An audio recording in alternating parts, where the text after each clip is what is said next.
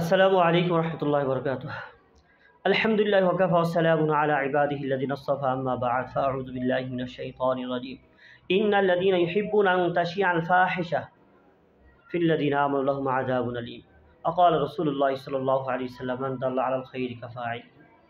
সম্মানিত হাজিরিন, আমরা সকলেই অবগত রয়েছি আজ 14 এপ্রিল পহেলা বৈশাখ বাংলা নববর্ষ। এই পহেলা বৈশাখ বাংলা নববর্ষ সম্পর্কে আমাদের কিছু অবশ্যই ধারণা থাকা দরকার এবং এই দিনে যে কার্যকলাপ হয় এগুলো ফলাফল সম্পর্কে আমাদের সুস্পষ্ট কিছু ধারণা থাকা দরকার। পহেলা বৈশাখ এই যে বাংলা মাসে হিসাব, এর প্রবক্তা হলেন বাদশাহ আকবর। আমরা সকলেই জানি যে বাদশাহ আকবর 1584 খ্রিস্টাব্দে এই কাজটি করেন। কী জন্য করেন? বাংলার হিসাব কেন করেন? এই বঙ্গ এলাকা থেকে রাজস্ব কর আদায়ের সুবিধার্থে। কারণ আমাদের এই দিকে সাধারণত ধান উঠে এই বৈশাখ মাসে এবং অন্য অন্য অনেক সম্পৃক্ত রয়েছে। এর জন্য তিনি কি করতেন? এই হিসাবটা প্রবর্তন করলেন এবং যখন তিনি এই হিসাব শুরু করলেন তখন কিন্তু এর সাথে মঙ্গল অমঙ্গলের কোনো সম্পর্ক ছিল না, এর সাথে কোনো ব্যয়পনা বেরল্যপনার সম্পর্ক ছিল না। যদিও তিনি নাম মুসলমান কিন্তু পূর্ণাঙ্গ মুসলমান ছিলেন না, কারণ তার নিজস্ব একটা ধর্মই ছিল, সেই ধর্মের নাম ছিল আকবর এলাহি। তো এইভাবে উনি শুরু করলেন। শুরু করার পরে এইভাবে চলতেছে, হিসাব করতেছে কিন্তু 1917 খ্রিস্টাব্দে পহেলা বিশ্বযুদ্ধের সময় এই হিন্দুস্তানের হিন্দুরা, ভারতের হিন্দুরা পহেলা যুদ্ধে যাতে করে ব্রিটিশরা জয় লাভ করতে পারে, ইংরেজরা জয় লাভ করতে পারে, এই জন্য তারা পূজা অর্চনা করে দোয়া করেছিলেন। সেটা ছিল এই পহেলা বৈশাখ। এখান থেকে মনে রাখতে হবে, হ্যাঁ, হিন্দুরা কিন্তু পূর্ণাঙ্গ সকলেই কিন্তু ইংরেজ থেকে মুক্ত হোক এই ভারতবর্ষ, সেটা চান নাই। তারা পাঁচাটা অনেকেই গোলামই ছিলেন। পরবর্তীতে এটা চলতে 66 পর্যন্ত স্বাভাবিকভাবেই চলে। এই কিছু আদায় করে আর কি, কিছু মানুষ এটা বের হয় না। কিন্তু যখন 66-তে চলে আসে তখন থেকে শুরু হয় যাত্রা। এরপরে শুরু হয় 1989 থেকে মঙ্গল শোভাযাত্রা, যে ভুতুম পেশা ইত্যাদির ছবি বানিয়ে ফটো বানিয়ে তারপরে কি করা হয়, এটাকে যাত্রা করা হয়, এখান থেকে শুরু হয়। তাহলে দেখেন, বাদশাহ আকবর এটা প্রবর্তন করেছিল কেন? রাজস্ব কর আদায়ের সুবিধার্থে। কিন্তু এটা যেতে যেতে কোন পর্যন্ত চলে গিয়েছে। এখানে আরও একটি বিষয় হলো যে এই দিনে যে কর্মকাণ্ডগুলো করা হয়, এই কর্মকাণ্ডর সাথে আদৌ কি ইসলাম এবং মুসলমানের সম্পর্ক আছে কিনা। প্রথম কর্মকাণ্ড হলো যে নববর্ষ পহেলা বৈশাখের দিন সর্বপ্রথম সকালবেলা যে কাজটি করে থাকে সূর্য স্নান, অর্থাৎ সূর্যের আলোতে ধরাকে পবিত্রকরণ। নাউজুবিল্লাহ।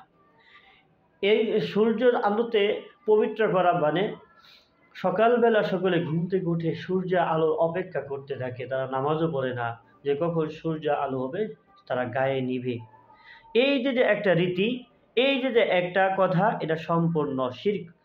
কারণ এই প্রথাটা হলো ইন্ডিয়ার মানুষদের, এই প্রথাটা হলো হিন্দুদের প্রথা কি, তারা বলে থাকে যে সূর্যের আলোতে অথবা অগ্নি কিরণে পবিত্র হয়। যেমনভাবে তারা কিন্তু মানুষ মারা গেলে মানুষকে তারা কি করে ফেলে, পুড়ে ফেলে। কারণ বলে যে আগুন দ্বারা কি হয়ে গিয়েছে, অগ্নিতে পবিত্র হয়ে গিয়েছে। নাউজুবিল্লাহ। এই জন্যই কিন্তু তারা বিয়ের সময় আগুন জ্বালিয়ে 7 ফেরি টানে, যা আগে যা করেছে তা সব শেষ, এখন কি হচ্ছে, পবিত্র হচ্ছে। বাহির থেকে আসতে দেখবেন দিয়া জ্বালিয়ে আগুন জ্বালিয়ে তারা কি করতে থাকে, এভাবে ধোঁয়া দিতে থাকে। অগ্নিতে তারা পবিত্রকরণ। এটা কাদের নিয়ম? এটা হলো হিন্দুত্ববাদীদের নিয়ম, হিন্দুত্ববাদী। আর এটা হলো শিরক কাজ। আর আমাদের দেশেও কিন্তু কিছু বাউল গান করে ইত্যাদি করে, তারাও কিন্তু ওই ধূপ দেয়, ধূপ দিয়ে পবিত্র করতে চায়, নাউজুবিল্লাহ। ওইখানে কিন্তু আগুন, আর এই আগুন দিয়ে পবিত্র করা, এটা কাদের? এটা হলো হিন্দুত্ববাদী একটা অংশ, এইটা হলো হিন্দুদের কালচার। আল্লাহ তাআলা পবিত্রতা করার জন্য মানুষদেরকে পানি দিয়েছেন। সূর্য পূজা করে অগ্নি কি করা যাবে না? পবিত্র করা যাবে না। এই যে প্রথম কাজটাই হলো শিরিক। শিরিক দিয়ে দিনটা শুরু হলো। তারপরে যাচ্ছে, যাইতে যাইতে ওরে কি হবে? আর একটা কাজ হয় সেদিন হলো মঙ্গল শোভাযাত্রা। সাধারণত উদযাপন করা পহেলা বৈশাখ এটা কোনো খারাপ নয়, কিন্তু এটাকে মঙ্গল মনে করা কিসের মাধ্যমে? মূর্তি বানিয়ে, মাছ বানিয়ে, ভূতের, হ্যাঁ, ছবি বানিয়ে, তারপরে ভুতুম পেঁচার ছবি বানিয়ে, মূর্তি বানিয়ে এটাকে যাত্রা করা হয়, আর এটাকে মঙ্গল করা মনে করা হয়। নাউজুবিল্লাহ।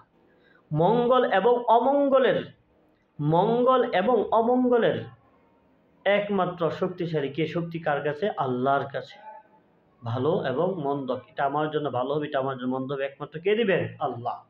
আমরা যদি এগুলোকে মঙ্গল এবং অমঙ্গল মনে করি, তাহলে এটা শিরিক করলাম, যে আমাকে এই শোভাযাত্রা, অর্থাৎ ভুতুম পেঁচায় আমাকে মঙ্গল নিয়ে আসবে, মাছে মঙ্গল নিয়ে আসবে, নাউজুবিল্লাহ। এটাও হলো শিরিক। তাহলে দুটা কাজ পেলাম এখানে, শিরিক। তৃতীয় আরেকটি কাজ হয়, সেটা হলো কি?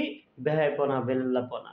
এই উসিলায় দেখা যায় যে মেয়ে ছেলে অবাধ মেলামেশা করতে থাকে, অবাধ মেলামেশা করতে থাকে, যার ফলাফল স্বরূপ আমরা দেখেছি গত কয়েক বছর আগে নুসরাত নামে এক মেয়ে তার সতীত্বকে নষ্ট করেছে লম্পটেরা এই দিনেই।